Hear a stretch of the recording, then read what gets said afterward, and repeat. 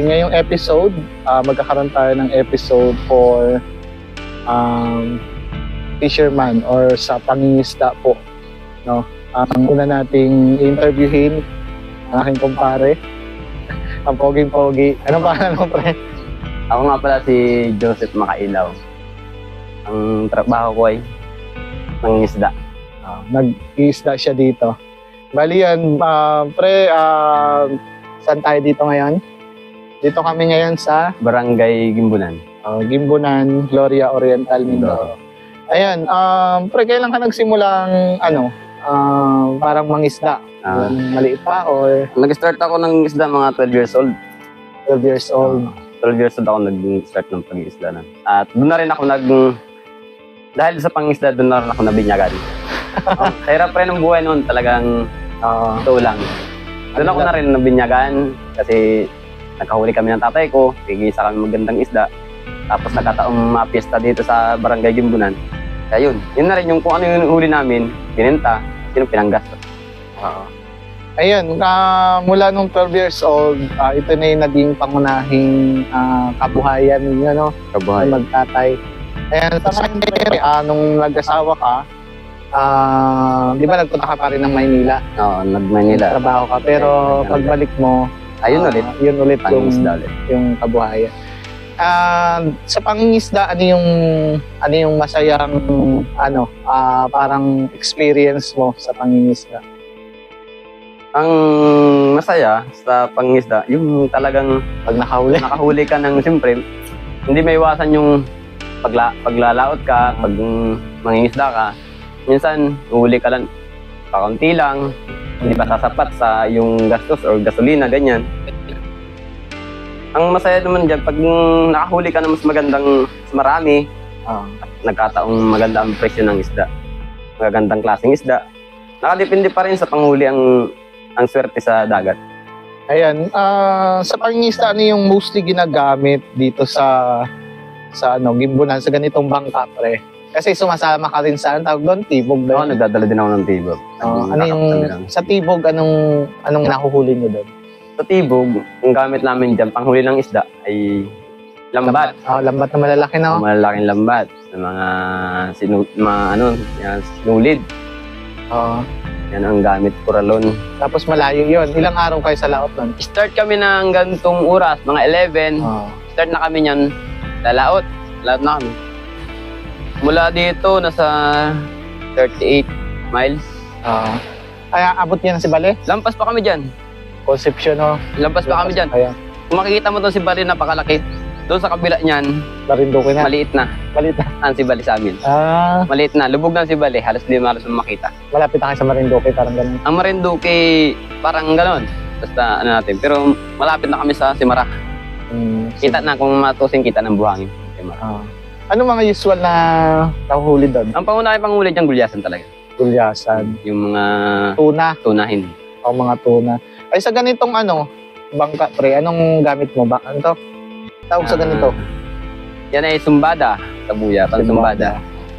Yan ay pambisa tirelin. Yun. Ito, tila, tirelin. Ito yung tela. Yan yung kanyang pamain. Anong nahuhuli dito? Depende pre, merong pong hindi, may lumahan, may tulingan, may lagidlid. O, tagtulingan ngayon. Kung anong sisibad sa bagay na yan, sa ganyang pang... Ayun, ito yun. Bali, sabay-sabay itong ano? Lahat yun nilalagay sa talaga. Siguro sa sunod na episode, ipapakita na ni Pare Joseph yung yung pang-isda. Style ng panguhuli. Style ng panguhuli. Sa sunod na episode natin. Meron din tayo ditong good pa dyan. Meron din, wala dito. Gano'ng kaba ito, pre? Ano yan? 2 chip. Ito Ano naman. ba nagsasabid dyan? Aking nga ni sanay-sanay lang. Bata pa. Bata pa marunong na. Nag-aralan na. Ito Ba't laging ganito pamain? Hindi isda? Mas, mas yung labi nating kilala nila Pamain, no? na pain. Siguro sa makintab, no? Makintab sa ilalim. Parang isda rin sa tubig. Kaya inasibad nila. Parang maliit na isda rin. Ganun siguro din ang tingin ng isda sa isda dyan. Kamusta naman, pre, yung pamumuhay sa pag-iisda? Ngayon, mahirap ba? Sa ngayon, kailangan humuli ka ng may tiyaga at pag may huli ka ng mga 5 kilo, ganyan. Sapat lang. Bawi lang sa gasolina, no? Sapat lang. Ayun. Kasi ito, walang may motor. Hindi kasi Ibig sabihin, may pa silang parang investment sa gasolina. Gasolina, 200. Bago ka mag-start ng makakalawat, kailangan mo ng gasolina. Ito, gagastos ka ng mga 150. Ito. Ganyan. 150 rin. Ilang beses? Same sama na to. Magkasama na.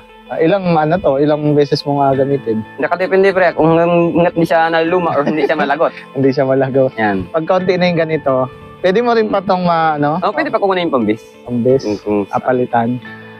Ayun. Magkano isda ngayon? Sa ngayon, kung kano lang kilo, 70. 70 doon, pero dito 200 na, no? Pero saan? Pag Milako. Pag nasa Ilako na. Sa ngayon, ang pakyaw sa amin, 70, 80, ganyan, hanggang 100. Kasi marami ngayong isda, no? Maraming panghuli ng iba. Ng ibang malaking mangingisda. Yun. Anong season yung or month? May month ba na yung pangingisda lang talaga yung Kasi, di ba season yan? Ngayon naman ay 2 buwan pa ito. June. Hanggang July pa. Hindi pang may labas pa na. Maano pa nung tawag dito, hindi pa maalon. Saka mandyan pa ang isda. Pagdating ng August na yan, masyadong matumal na. Matumal na rin. Ayun. Ayun, sa pangingisda, anong diskarte mo? Ibig sabihin, paano ka manghuli or anong diskarte mo? Inaagahan mo ba? Anong oras ka ba naalis mostly? Sa gantong araw, alas 3 ganyan. 3. Ganun din sa umaga. 4 naman sa umaga. Madaling araw. Alas 4 ng madaling araw. Tabi ka na lang mga hanggang alas 7. Alas 7. Ganun din sa alas 3 ng hapon, tabi ka nun, mga 7. Ganun. Hanggang 8. Mga ilang oras na no? Ilang oras, pagod din. Ang pagod din. Ayun, parang lang to, no? Yung sa pangingisda, kung ito talaga yung kinabubuhay mo, parang yung usual na kung sa'yo, sa palagay mo, sapat na ba sa pangisda? Kasi ito yung usual na trabaho mo. Sapat naman. Nasapat naman yan kung sipagan mo lang. Sipagan talaga. Kasi lahat ng bagay naman eh. Pag hindi mo sinipagan, ay hindi sasapat. Kailangan, may hulit wala. Try and try. Sabi nga hindi ka mananalo hanggat hindi mo subukan. No? Ayun, tiyaga lang. Tiyaga ng tiyaga. Kasi wala namang makakain yung nasa patag kung hindi ka mangisda. Kung wala namang mangisda. Kung wala mangisda, walang kakainin silang isda. Ang nakaano din nasa mangisda. Ayan, pero salamat. Sa susunod na episode, ipapakita natin kung paano mangisda, kung paano yung lifestyle or yung ginagamit sa pag-iisda. Ayan, maraming bagay na pwedeng gamitin pangingisda. Merong pwedeng sariling isda, may papain mo sa kapwa isda. Gano'n, no? Abangan nyo yan, yung episode na yan.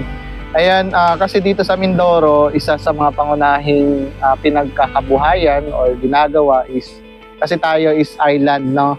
Sabihin, napapaligiran tayo ng dagat. Kaya normal na pangisda yung unang pangunahing kinabubuhay. Yan. Para ipakita lang din sa ibang lugar or sa atin or kung may mga experience na kababayan natin sa pangingisda, maibalik nila o makita nila kung gaano kahirap, kung gaano kasaya, kung ano yung pangunahing ginagawa ng mga Mindoreño, no, sa pangingisda. Yun nga pala, paki-subscribe po yung YouTube channel namin, Mindoro Travel Guide.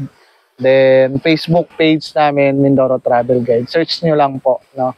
Meron din kami website, mindorotravelguide.com. Doon sa gustong mag-advertise, meron po kaming promo, lalo doon sa mga businesses na meron gumagawa kasi kami ng mga website, mostly digital marketing, gumagawa ng website, online marketing. Kung gusto lang ninyong i-market yung businesses nyo online, pwede naman po. Then kung merong i-advertise kayo, PM lang po or chat doon sa Facebook page namin. Siyempre, salamat sa sunod na episode ulit tayo. May shoutout ka ba? Shoutout mo yung family mo. Shout nga pala sa mga anak ko, tapos sa asawa ko, tatay ko, nanay ko, sa mga kapatid ko. Lahat sa pamilya dito, lahat ng mga tropa na maglalaot. Shoutout sa inyo lahat. Yan. Thank you so much at see you next time.